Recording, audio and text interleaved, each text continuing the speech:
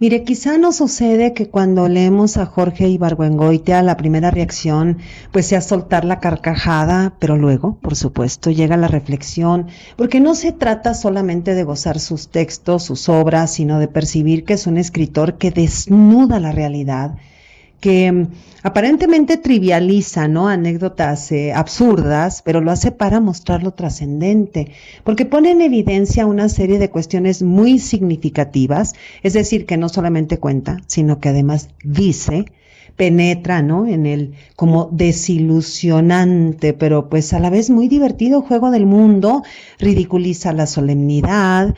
Hay en sus obras algo así como una especie de desenfado, una naturalidad, porque nos muestra la otra cara, y quizá la auténtica de nuestra realidad del pasado y obviamente de nuestra realidad actual, obras que se atreven a desacralizar a los héroes nacionales, porque mire, Ibargüengoitia los despoja del oropel, los describe de carne y hueso, y mire, no hay duda de que en las obras de este grandísimo escritor existe el propósito crítico, pero por supuestísimo, pero también hay un espíritu lúdico, ese juego de la realidad, ese juego de los seres, de las cosas, de la gran historia y de la pequeña historia, que conforman pues el gran teatro del mundo.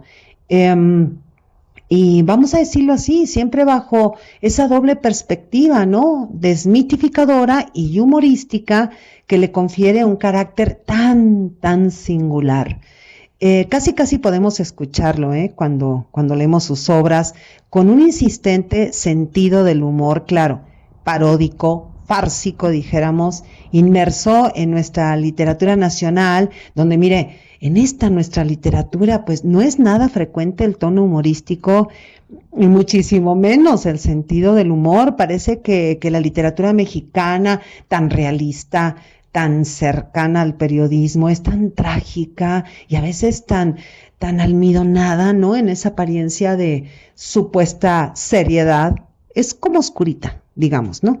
Y Ibargüengoitia es un autor muy singular porque mire, donde todos respetan, ¿no? Respetaban y veneraban a la Revolución Mexicana, pues él escribe como caricaturizando, ¿no? Parodiando, ofreciendo relatos muchísimo más creíbles, ¿no? Que los que presenta la historia y donde otros publicaba novelas de gravísima denuncia sobre las dictaduras que ha padecido América Latina, pues él las concibe como una deliciosa farsa, pero no en un sentido de burla, sino en un sentido de bajar a los héroes, ¿no? Hacerlos más cercanos a nosotros y pues también mostrarlos de alguna manera que esos héroes son a veces tan absurdos, ¿no? Y tan ridículos como sus propios enemigos o los que ellos dicen que son sus enemigos, y todo esto en un medio literario, ¿no? Como el nuestro, donde se venera el yoísmo. Pues aquí Jorge Ibargüengoitia, ¿no? Va a escribir continuamente, parece, ¿no? Que se burla de sí mismo y que a veces en un tono, bueno, no a veces, encontramos en él un tono absolutamente anti-intelectual, anti-académico, y pues donde cualquiera, ¿no? Hubiera hecho o hace una novela sociologizante o una pésima novela policíaca, ¿no? Novela negra, pues Ibargüengoitia presenta un divertido espectáculo, por ejemplo, de dos criminales que no entienden, ¿no? Que lo que hacen es criminal. Y en lugar de sublimar a los héroes de la independencia de México, pues los baja, como decíamos, de su pedestal, pero sin armar demasiado escándalo, ¿no? Pero sí soltando siempre frases muy oportunas, como, pues así, como quien no quiere la cosa, ¿no? Entonces nos cuenta, pues, episodios de nuestra historia en la forma más espontánea, amena, antisolemne, decíamos, porque bueno, Ibargüengoitia definitivamente constituye un caso insólito en la literatura mexicana. Bueno, en este podcast lo recordamos con gran nostalgia a 42 años de su muerte. Y le cuento, y si le cuento es porque la vida es una paradoja. Ibargüengoitia, que tanto lo sentimos y lo vemos, ¿no? Que nos lleva a la parodia, de una manera tan elegantemente literaria, pues murió trágicamente. Son de esas muertes que no le perdonamos a la muerte. Y esto lo cuenta la artista plástica Joy Laville, que era la esposa de Jorge Ibargüengoitia. Dice, en 1983, Jorge fue invitado por Gabriel García Márquez al primer encuentro de cultura hispanoamericana en Bogotá, Colombia, al que en un principio Jorge se negó en asistir, ¿no? A último momento decidió hacerlo y abordó el vuelo 11 de Avianca, que cubría el trayecto París-Madrid. El avión, un Boeing 747, se estrelló cerca del aeropuerto de Madrid el 27 de noviembre de 1983. Y mire que por eso estamos hoy aquí, porque es noviembre. Y con este podcast, pues, recordamos a Jorge Ibargüengoitia. Bueno, continúa su viuda y dice, Jorge llevaba consigo el borrador de una novela en preparación, el cual se consumió con él. En el mismo vuelo viajaban el poeta y novelista peruano Manuel Scorza, el matrimonio formado por el crítico literario uruguayo Ángel Rama, que lo padecimos muchísimo, cómo sufrimos con esta muerte también, y su esposa, la crítica de arte argentino, y también ella es, la colombiana Marta Traba, y la pianista española Rosa Sabater. Qué tragedión, ¿eh? Esto fue una cosa tremenda. Bueno, en el Parque Antillón, en Guanajuato, descansan los restos de Jorge Ibargüengoitia bajo una placa de cerámica así como tipo talavera que dice, aquí descansa Jorge Ibargüengoitia en el parque de su bisabuelo que luchó contra los franceses. Bueno, pues iniciemos por el principio, como bien dice Aristóteles, en su maravillosa poética. Mire, a mediados de los años 50 del siglo pasado, pues aparece, ¿no?, en el escenario literario mexicano, bueno, tremenda esto, ¿no?, en ese tiempo, tan almidonada la literatura mexicana. Y va a aparecer este joven dramaturgo guanajuatense, asentado en la Ciudad de México. Nace Ibargüengoitia, decíamos, en Guanajuato, en 1928. Mira que este año es muy significativo, igual en su obra, 1928, porque es el año del asesinato de Álvaro Obregón, el año del magnicidio de Obregón. Bueno, después la familia emigra a la Ciudad de México cuando Jorge tenía 3 años. Ibargüengoitia realiza sus primeros estudios en diferentes escuelas particulares y bueno, respecto a su vocación literaria, él mismo decía, a los 10 años hice un periódico, no sé qué tenía adentro, ni sé qué escribí, pero toda la gente que veía ese papel se daba cuenta que era un periódico. Después escribí algunos cuentos, pero desde los 12 años sufrí una especie de bloqueo y durante los siguientes 10 años no escribí y casi no leí nada. Bueno, esto lo dijo en una entrevista en 1979. Dice, me enrolé con los Boy Scouts, donde pasé los mejores años de mi adolescencia, luego obligado por las circunstancias y como toda persona inclinada a las artes, realicé mis primeros estudios superiores en la escuela equivocada. Es que, miren nada más, o sea, ya estoy así yo con una sonrisa porque es esa manera de escribir tan desparpajada que tiene, ¿no? Bueno, dice, entonces escoge la escuela equivocada y dice en ingeniería de la UNAM. Dice, terminar la carrera de ingeniería me pareció una pérdida de tiempo, por lo que la abandoné y me fui a trabajar a un rancho que mi familia tenía en Guanajuato. Ahí estuve 3 años. Luego, miren, un artículo que publicó en 1974, Ibargüengoitia cuenta cómo nació en él, realmente ya de una manera seria, su vocación literaria. Es una historia chistosísima. Dice, todo empezó porque estando en el rancho, un motor diésel se descompuso, lo que me obligó a viajar a la ciudad de Guanajuato para repararlo. Al llegar a la casa de mi madre me encontré que estaba de visita un señor que yo no conocía y que estaba en Guanajuato para presentar una obra de teatro de la cual era director. Se trataba de la obra Rosalba y los llaveros, de Emilio Carballido. El señor era nada menos que, imagínese usted, Salvador Novo, quien me invitó al estreno esa misma noche en el Teatro Juárez.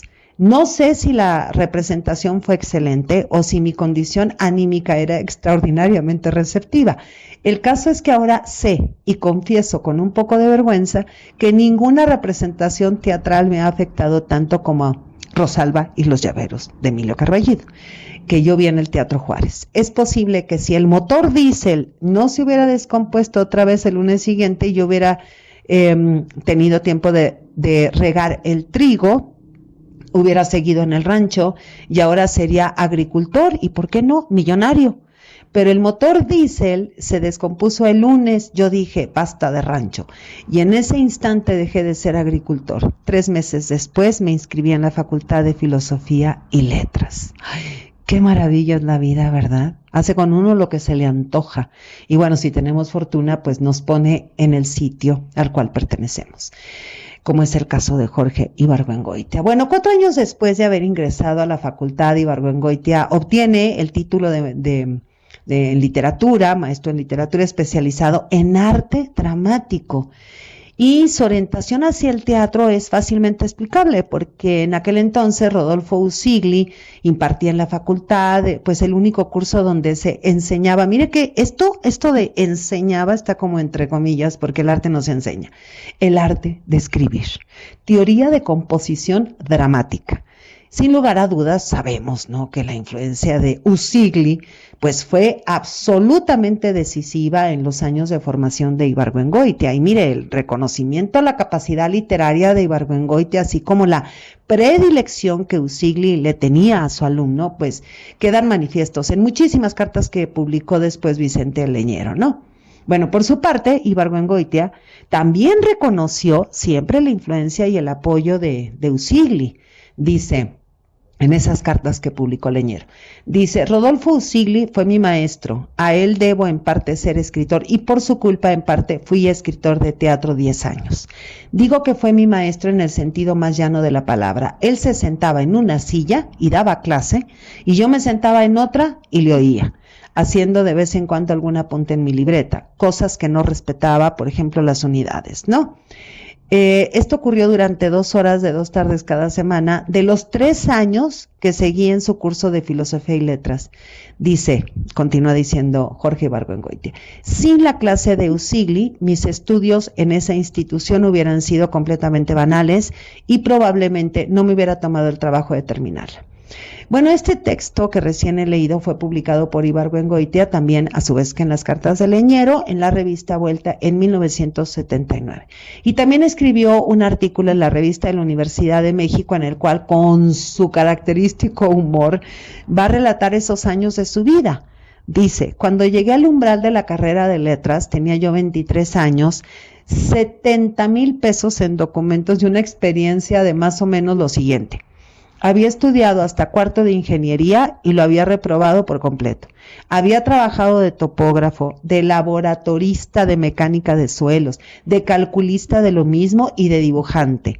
Había sembrado jitomate con un éxito arrollador, lechugas, maíz y frijol, sin éxito el frijol, y sabía cómo limpiar una noria e instalar una bomba. ¡Qué maravilla!, ¿no?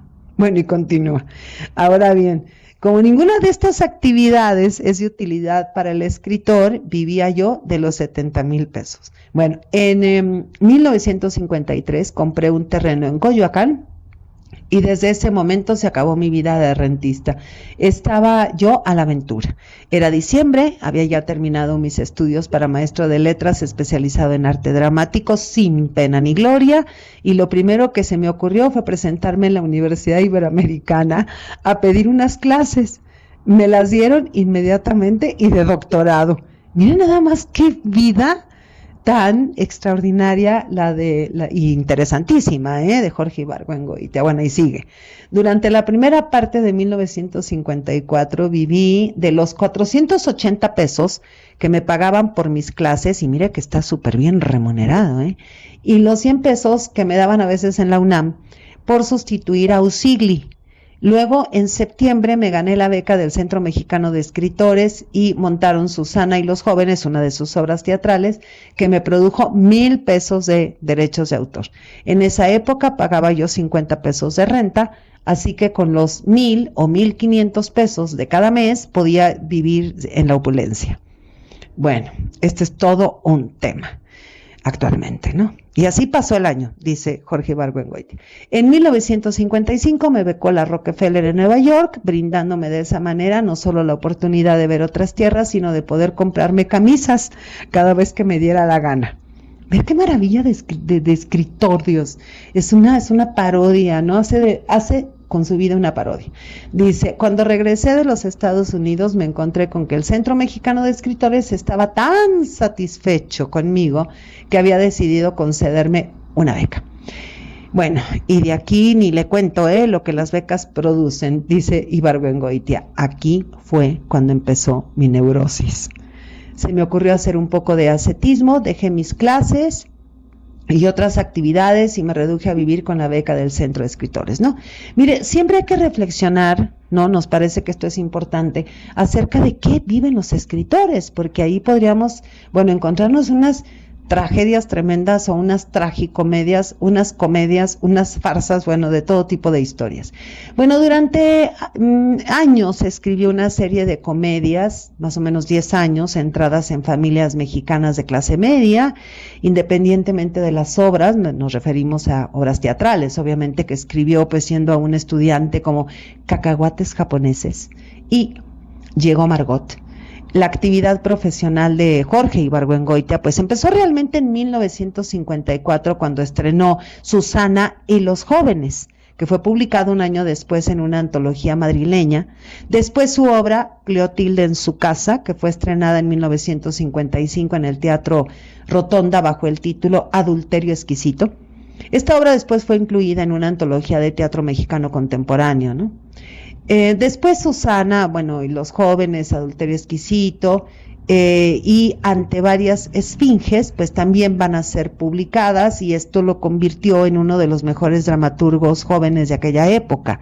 De esa misma época son La lucha con el ángel, que aunque nunca se estrenó, obtuvo una mención en el concurso de teatro latinoamericano en Buenos Aires, estamos hablando del año de 1956, pero mire, poco éxito tuvieron, Y en cambio, obras como El loco amor viene, El tesoro perdido, Dos crímenes, que son piezas en un solo acto y que jamás se estrenaron en su momento, pese a que la primera, me refiero a El loco amor viene, pues ganó un concurso de teatro organizado por el Ateneo Español en México. 2 años después, ya estamos hablando de 1959, Ibargüengoitia escribe 2 comedias que tampoco se representaron, no, al menos de forma profesional, El viaje superficial y Pájaro en mano, pero que sí fueron publicadas, o sea que parece que Ibargüengoitia estaba escribiendo para ser leído y no para ser representado. Luego, en 1960, Ibargüengoitia incursiona en el teatro infantil con la obra La fuga de Nicanor, que se presenta en el Bosque de Chapultepec. Después estrenó otra obra también para niños, El peluquero del rey, que también fue representada. Escribió también una comedia musical titulada Los buenos manejos, pero mire, lamentablemente, pocas de estas obras llegaron al escenario, y cuando lograron llegar al escenario se mantuvieron en él muy pocos días, y luego Ibargüengoitia se acercó a la historia y por lo mismo a la política. Y posteriormente vendría la maravillosa, estupenda, magnífica obra El atentado, que mire, es una excelente farsa histórica basada en el asesinato del general Álvaro Obregón, que obtuvo en 1963 el premio en el concurso de teatro Casa de las Américas de Cuba. Un año después fue publicada por la Revista Mexicana de Literatura. Pero mira, sin embargo, por razones de censura, El atentado no fue estrenado en México sino hasta 1975. Y al respecto dice Ibargüengoitia: El atentado me dejó 2 beneficios. Me cerró las puertas del teatro y me abrió las puertas de la novela. Al documentarme para escribir esta obra, encontré un material que me hizo concebir la idea de escribir una novela sobre la última parte de la Revolución Mexicana. Entonces vemos El atentado es una farsa cuya trama se sitúa en 1928, el año en que nació Jorge Ibargüengoitia. Sabemos que trata del asesinato de Álvaro Obregón después de reelegirse como presidente de la República. Bueno, más o menos hasta aquí dejamos, ¿no? Su principal labor teatral, porque además voy en un momento más a grabar el podcast sobre el atentado, que es interesantísimo, porque además es su última obra teatral y además dio paso a la novela, ¿no? Los relámpagos de agosto.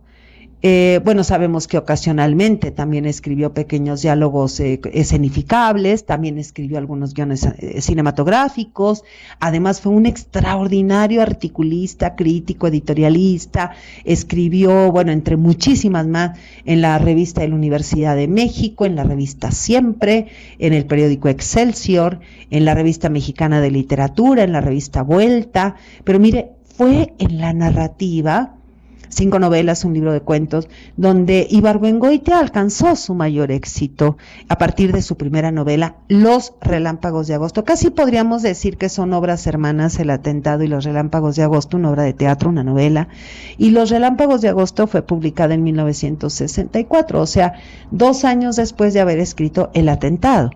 Después publicó la colección de cuentos titulada La Ley de Herodes, después Maten a León. Su siguiente novela fue Estas ruinas que ves, posteriormente Las Muertas, que por cierto le recomiendo que no vean la serie porque es malísima. Bueno, después apareció Dos Crímenes y lamentablemente la última novela de Jorge Ibargüengoitia fue Los Pasos de López, que apareció en 1982, un año después falleció trágicamente a los 55 años de edad. Mire, las historias que narra Ibargüengoitia pues son extraídas de la vida misma del pueblo mexicano, mucho como manera de cronista, pero sin sociología, sin el peso de la psicología, con un sentido del humor desmitificador tan profundo que nos lleva a la reflexión.